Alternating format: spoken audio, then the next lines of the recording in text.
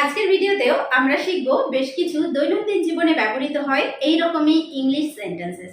তো welcome back to another video. আমি সোমা। আর আজকের ভিডিওটি ভালো লাগলে অবশ্যই একটা লাইক করো, কমেন্ট করে জানাতে ভুলো না কেমন লাগলো ভিডিওটি, আর বন্ধুদের মধ্যে শেয়ার করে দিও। চ্যানেলে যারা নতুন এসেছো তাদেরকে রিকোয়েস্ট করছি প্লিজ চ্যানেলটিকে সাবস্ক্রাইব করে নিয়ে সঙ্গে থেকো। তো আর দেরি না করে শুরু করছি। আমি জানি কিভাবে কবিতা লেখে, অর্থাৎ আমি কবিতা লিখতে জানি। আমি জানি, I know how to right, কিভাবে লেখে। কবিতা হচ্ছে poem. I know how to right poem. I know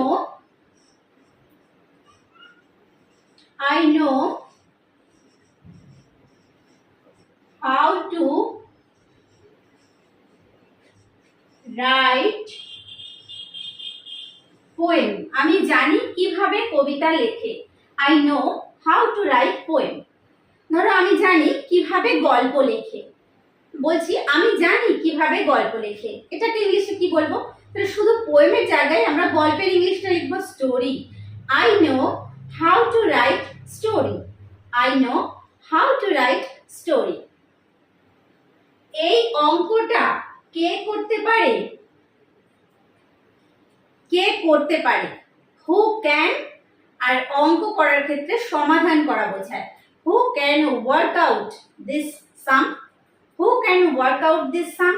এই অঙ্কটা কে করতে পারে? Who can work out this sum. Who can work out this sum. SUM, sum মানে অঙ্ক। Who can work out this sum. নিঃশব্দে ক্লাসে প্রবেশ করো। টিচার হয়তো স্টুডেন্টকে বলছে যে নিঃশব্দে ক্লাসে প্রবেশ করো। এটাকে ইংলিশে কিভাবে আমরা বলতে পারি? এন্টার মানে প্রবেশ করো। ইনটু দ্য ক্লাস, ক্লাসে। সাইলেন্টলি মানে নিঃশব্দে। Enter into the class silently. Enter into the class silently. Enter into the class silently. Enter into the class silently. তোমার পড়াশোনার কি খবর?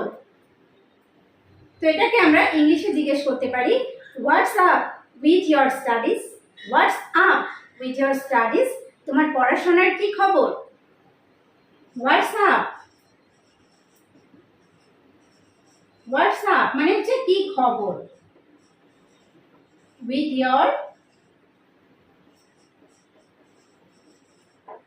Studies. WhatsApp with your studies. তোমার পড়াশোনার কি খবর? আমি অষ্টম শ্রেণীতে পড়ি। ধরো আমি বলছি আমি অষ্টম শ্রেণীতে পড়ি। এটাকে ইংলিশে কিভাবে বলবো? I study in class 8। I study আমি পড়ি ইন ক্লাস 8 অষ্টম শ্রেণীতে। I study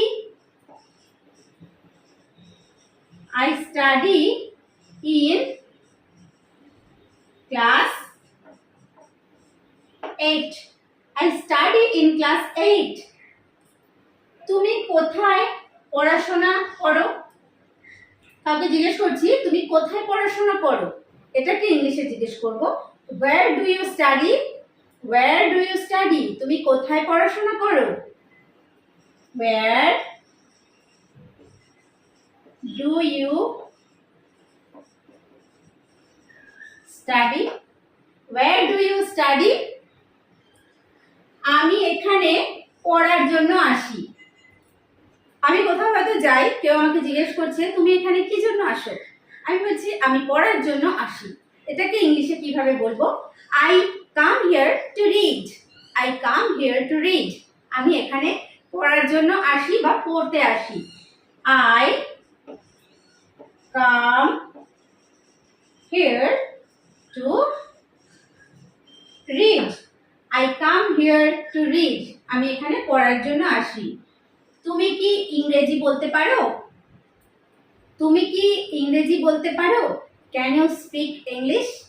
can you speak মানে তুমি কি বলতে পারো ইংলিশ, ইংরেজি। Can you speak English, can you speak English, can you speak English. Piu স্কুলে গিয়েছে, পিউ স্কুলে গিয়েছে। হয়তো বাড়িতে কেউ আছে পিউ বা যে কোনো নাম হতে পারে, তো কেউ হয়তো জিজ্ঞেস করছে কোথায় গিয়েছে, আমি বলছি পিউ স্কুলে গিয়েছে।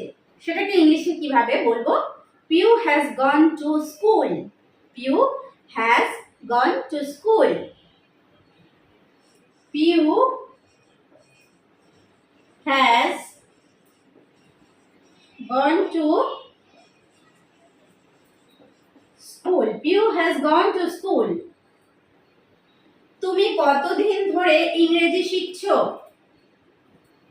তুমি কতদিন ধরে ইংরেজি শিখছো?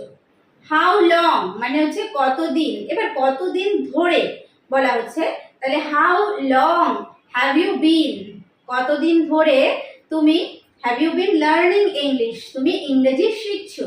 How long have you been learning English, how long, how long have you been learning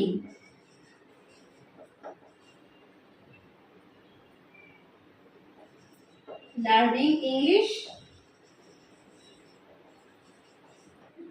How long have you been learning English?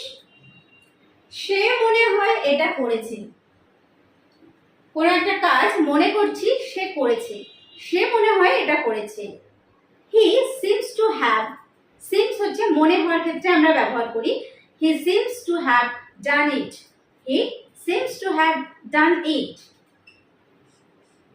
He seems to have done it, he seems to have done it, সে মনে হয় এটা করেছে। আমার মনে হয় ইংরেজি খুব দরকার, আমার মনে হয় ইংরেজি খুব দরকার। আই থিঙ্ক বা আমি মনে করি, I think English is very important, I think English is very important. আমি মনে করি বা আমার মনে হয়, I think English is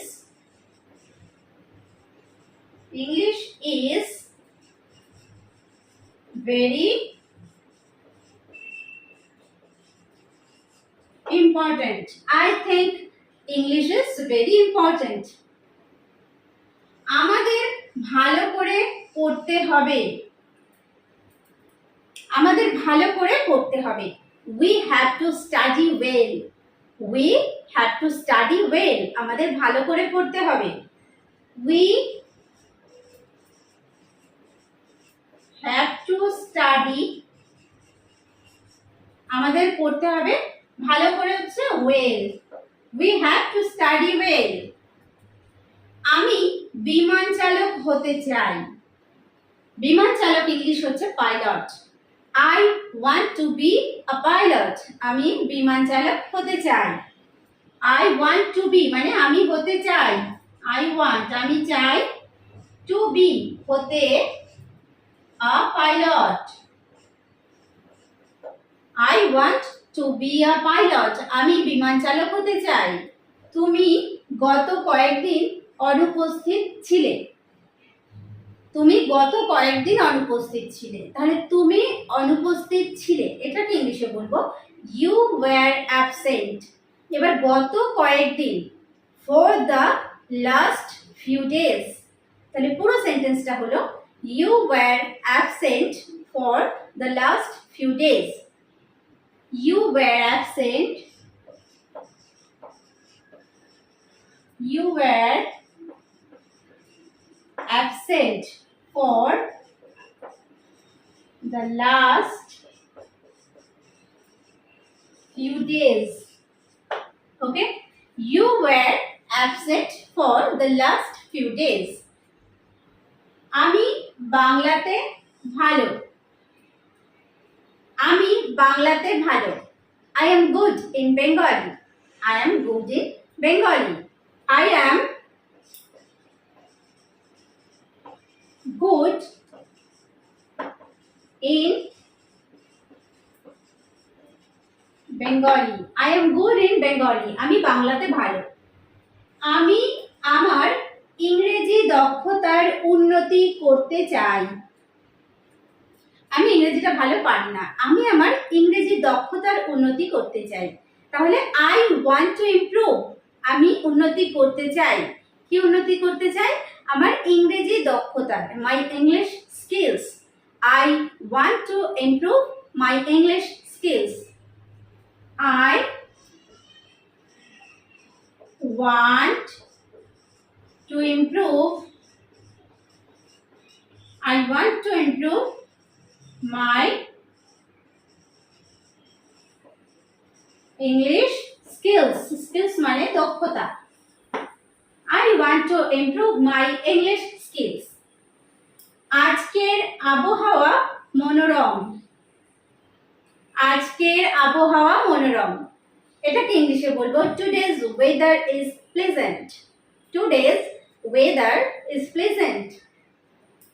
Today's weather is pleasant.